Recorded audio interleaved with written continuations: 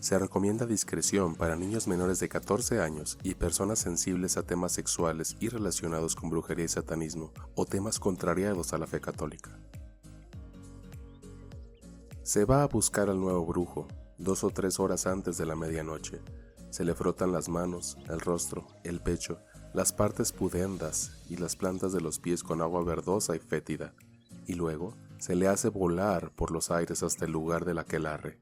Allí aparece el demonio sentado en una especie de trono.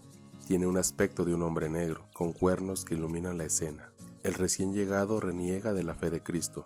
Reconoce al demonio como Dios y Señor y le adora besándole la mano izquierda, la boca, el pecho y las partes pudendas. El demonio se da la vuelta y muestra su trasero, que el brujo ha de besar también.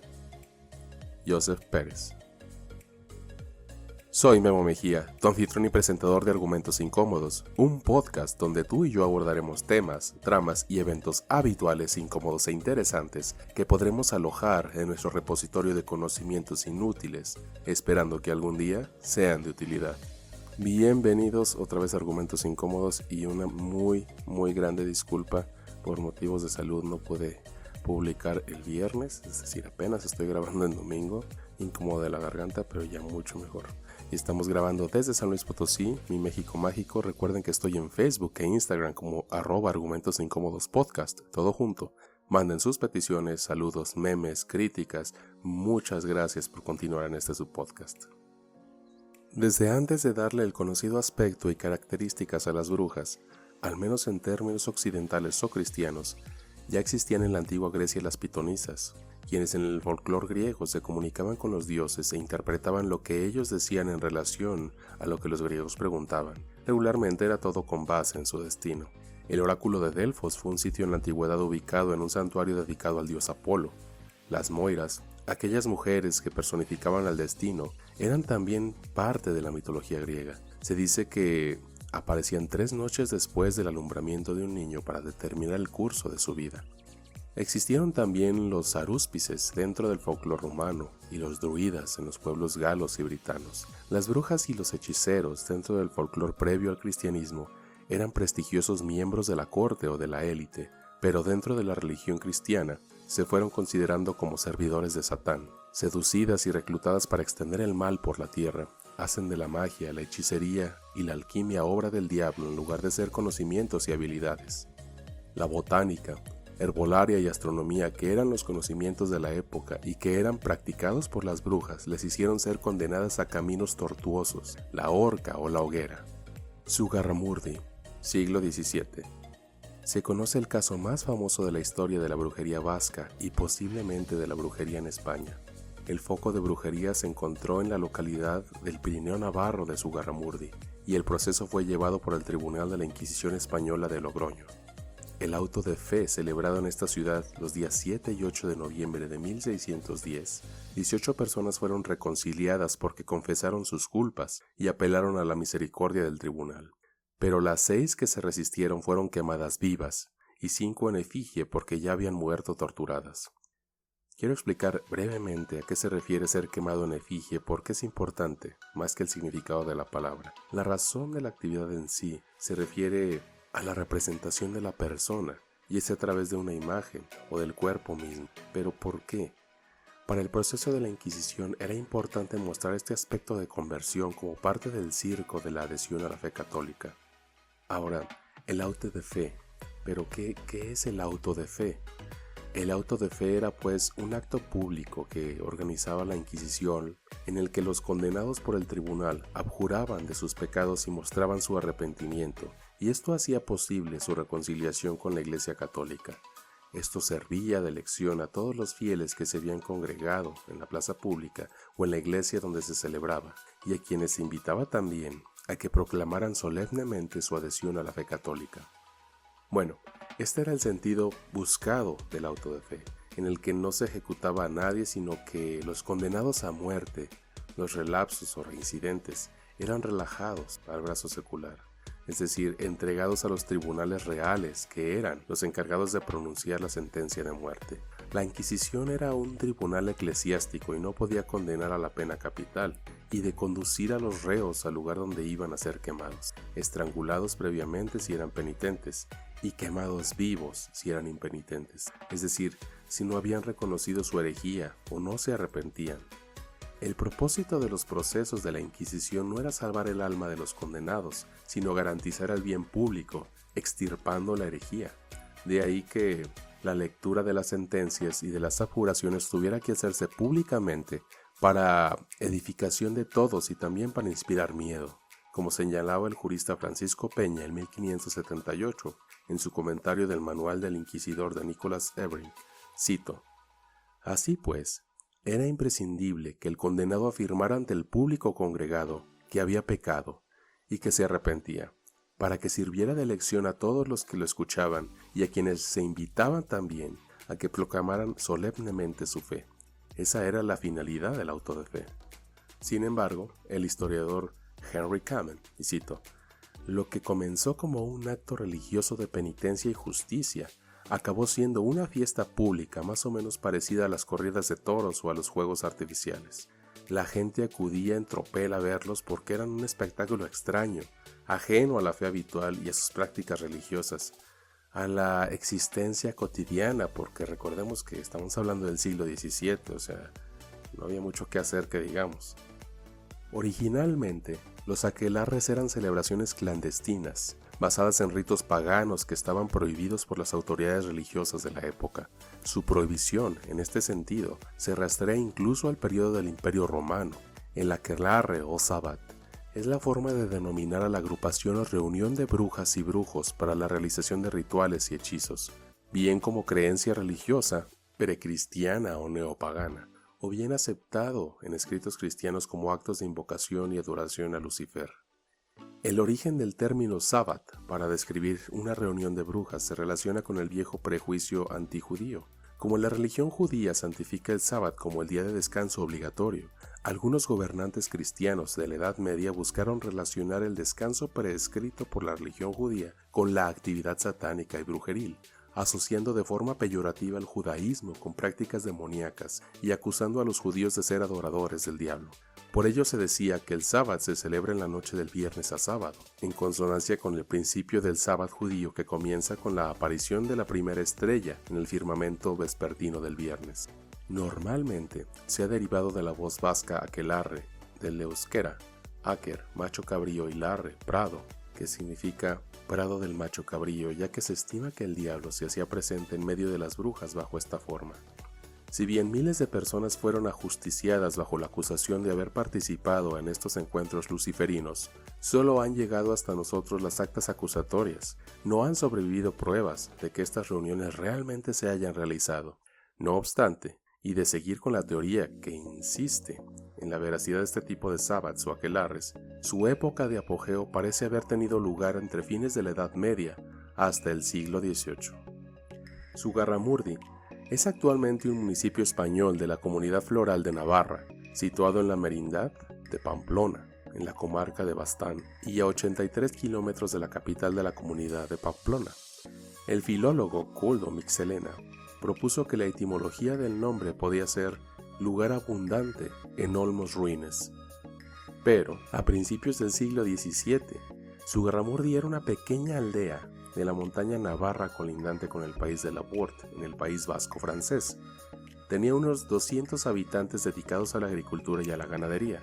Su parroquia dependía del monasterio premonstratente de Urdax, en el que vivían entre frailes y criados unas 100 personas.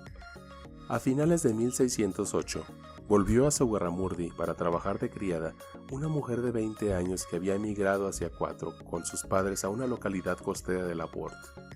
Allí oyó historias de brujas y se hizo una de ellas durante 18 meses. En Zugarramurdi empezó a contar sus experiencias y en una ocasión dijo que había visto a uno de los aquelarres a María de Jurentería, vecina del pueblo. Cuando ésta se enteró de lo que se decía de ella, afirmó con grandes voces y enojo que no era bruja, y que era una gran maldad y un falso testimonio que se le levantara a la francesa. Sin embargo, La delatora consiguió convencer a la gente de que era cierto lo que afirmaba, y hasta el marido y la familia de la presunta bruja le creyeron, lo que hizo que María de Jureteguía se derrumbara y confesara ser bruja desde niña y que su tía María Chipia de Barraxtena era quien le había enseñado. Después, sintiéndose perseguida por las brujas que querían que volviera a los aquelarres, dio más nombres de brujos y de brujas, y sus casas fueron allanadas en busca de sapos, compañeros y protectores de las brujas. Finalmente, todos ellos, 7 mujeres y 3 hombres, acabaron haciendo una confesión pública en la iglesia parroquial. Sin embargo, tras arrepentirse, los vecinos los perdonaron. Lo que estaba pasando en Zugarramurdi llegó a oídos del Tribunal de la Inquisición de Logroño, que era el que tenía la jurisdicción sobre Navarra, que envió a los primeros días de enero de 1609 a un comisario de la Inquisición para que informara. El 12 de enero llegó a Logroño el escrito del comisario y los 2 inquisidores del tribunal, que creían en la realidad de la brujería, ordenaron la detención de 4 de las brujas que habían confesado. Fueron encarceladas en la prisión secreta de la Inquisición de Logroño, contando con una intérprete. Las sometieron a un duro interrogatorio hasta que las 4 confesaron que eran brujas. Tras 5 meses de hábiles y reiterados interrogatorios, fueron consiguiendo que los encausados confesaran, por lo que desde la perspectiva de los crédulos inquisidores, habían vencido al diablo que los tenía aterrorizados para que no hablaran. Los autoinculpados también delataron a otros brujos y brujas que quedaban en las montañas y proporcionaron listas de niños y de niñas que menos de 14 años que participaban en los aquelarres. Con la información obtenida, uno de los inquisidores partió en agosto de 1609 al norte de Navarra y desde ahí fue enviado a Logroño a los supuestos cómplices de los brujos y las brujas. El inquisidor, cuyo nombre era Juan Valle Alvarado, según Caro Baroja, y cito: pasó varios meses en Zugarramurdi y recogió muchas denuncias, según las cuales quedaban inculpadas hasta cerca de 300 personas por delitos de brujería, dejando aparte los niños. De esas personas fueron presas y llevadas a Logroño hasta 40 de las que participaron más culpables. El aquelarre, donde supuestamente se reunían los brujos de Zugarramurdi, se situaba, según Caro Baroja, como cito a continuación: al lado de una cueva o túnel subterráneo de grandes proporciones, verdadera catedral para un culto satánico pagado simplemente, que está cruzado por el río o arroyo del infierno, y que tiene una parte donde es tradición que solía estar el trono del diablo. Según se cuenta en la relación, aparecía allí el demonio sentado en una silla, que unas veces parece de oro y otras de madera negra, con un gran trono, majestad y gravedad, y con un rostro muy triste, feo y airado. El domingo 7 de noviembre de 1610 se había congregado en Logroño gran multitud de gente, venida también de Francia para asistir al auto de fe. Se calcula que asistieron 30.000 personas. Se inició con una procesión encabezada por el pendón del Santo Oficio, al que seguían 1000 familiares, comisarios y notarios de la Inquisición, que lucían pendientes de oro y cruces en el pecho, y varios cientos de miembros de las órdenes religiosas. A continuación, iba la Santa Cruz Verde, insignia de la Inquisición, que fue plantada en lo más alto de un gran cadalso. Aparecieron después 21 penitentes con un cirio en la mano, y 6 de ellos con una soga en la garganta para indicar que habían de ser azotados, y 21 personas con sabemitos y grandes corozas con aspas, velas y sogas, los que indicaban que eran reconciliados. A continuación salieron 5 personas portando estatuas de difuntos con sanbenitos de relajados, acompañadas de 5 ataúdes que contenían sus huesos desenterrados. Se trataba de 2 mujeres y 2 hombres que se habían negado a reconocer que eran brujas y brujos, y de otra que sí lo había hecho, pero que sería quemada por ser una de las instigadoras de la secta. Seguidamente aparecieron 4 mujeres y 2 hombres, también con los sanbenitos de relajados, que iban a ser entregados al brazo secular para que fueran quemados vivos porque se habían negado a admitir que eran brujas y brujos. Cerraban el cortejo 4 secretarios de la Inquisición a caballo, acompañados de un burro que portaba un cofre guarnecido de terciopelo que guardaba las sentencias, y los 3 inquisidores del Tribunal de Logroño, también a caballo. Una vez aposentados en el cadalso de acusados y enfrente de los inquisidores, con el estado eclesiástico a su derecha y las autoridades civiles a su izquierda, un inquisidor dominico predicó el sermón y a continuación comenzó la lectura de las sentencias por los secretarios inquisitoriales. La lectura duró tanto que el auto de fe tuvo que alargarse al lunes 8 de noviembre. Quiero volver a aclarar aquí en esta parte. La razón por la que había autoridades civiles en este tipo de eventos era precisamente por lo que mencionaba al inicio. El tribunal de la Inquisición no tenía, digamos, el poder o de dar la muerte a alguien. Entonces es por esta razón que en este tipo de eventos las autoridades civiles también estaban presentes, que eran las que daban la pauta o la luz verde para que pues pudieran ser quemadas o sometidas a la horca las personas que eran consideradas brujas. 18 personas fueron reconciliadas porque confesaron sus culpas y apelaron a la misericordia del tribunal. Las 6 que se resistieron fueron quemadas vivas y 5 más fueron quemadas en efigie porque ya habían muerto. Debido a la dureza de las penas que se aplicaron, el de las brujas de Zugarramurdi se convirtió en el proceso más grave de la Inquisición española contra la brujería. Según el hispanista británico Henry Kamen, esta excepción es la relativamente benigna trayectoria de la Inquisición en relación con el tema de la brujería. Se explica por la influencia que tuvo la caza de brujas llevada a cabo en 1609, al otro lado de la frontera por el juez Pierre de Lancre, ya que el pánico hacia las brujas se trasladó a los valles del norte de Navarra. Por su parte, según desde el punto de vista de la Wicca, el Cava, los aquelarres, son simplemente una reunión o junta de brujos y brujas reunidos para poder adorar a la diosa madre y al dios astado. Durante estas reuniones leen las cartas del tarot, oran y celebran la sagrada tierra. No creen, por otro lado, en la existencia del diablo, de modo que afirman que el dios astado es básicamente la representación de lo masculino, el sol y el venado.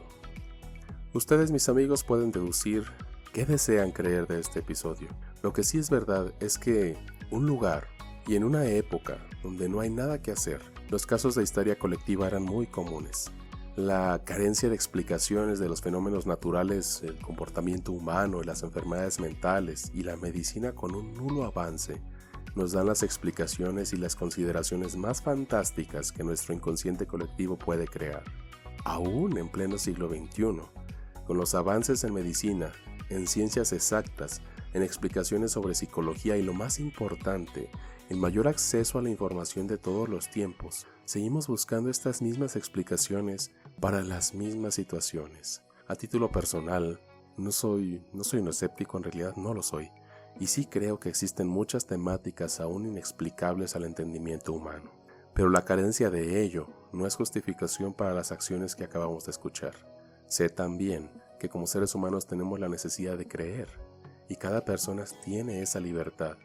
Es por eso que hay tantas concepciones de un Dios como religiones y sectas en el mundo, y tenemos la libertad de profesarlas, ya seas católico, cristiano, budista, musulmán, taoísta o satánico, siempre y cuando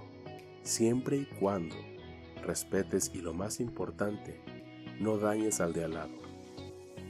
Quisiera finalizar este episodio con las palabras de Alonso de Salazar y Frías, relacionadas al ya tan mencionado auto de fe en Zugarramurdi.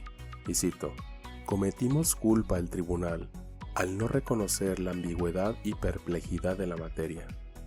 Cometimos defectos en la fidelidad y recto modo de proceder, en que no escribíamos enteramente en los procesos circunstancias graves, ni las promesas de libertad que les hacíamos, creaciones entre sí, y otras sugerencias para que acabasen de confesar toda la culpa que queríamos, reduciéndonos nosotros mismos a escribir solo para llevar mayor consonancia de hacerlos culpados y delincuentes. Tanto que también por esto dejamos de escribir muchas revocaciones, y pidió que en todas partes se manifestara públicamente por medio de los comisarios de la Inquisición el justo dolor y sentimiento del santo oficio de las graves violencias inferidas por todos, a los acusados y a los parientes. Gracias por escuchar Argumentos Incómodos. Si han disfrutado, compartan con sus amigos, su familia, los del trabajo y por favor denle seguir al programa en las plataformas de Spotify, Anchor, Google Podcast, Breaker o en su plataforma favorita. Pueden seguirme en redes sociales como Argumentos Incómodos Podcast en Instagram y Facebook. Y recuerden, los conocimientos inútiles no son más que herramientas que aún no hemos aprendido a utilizar.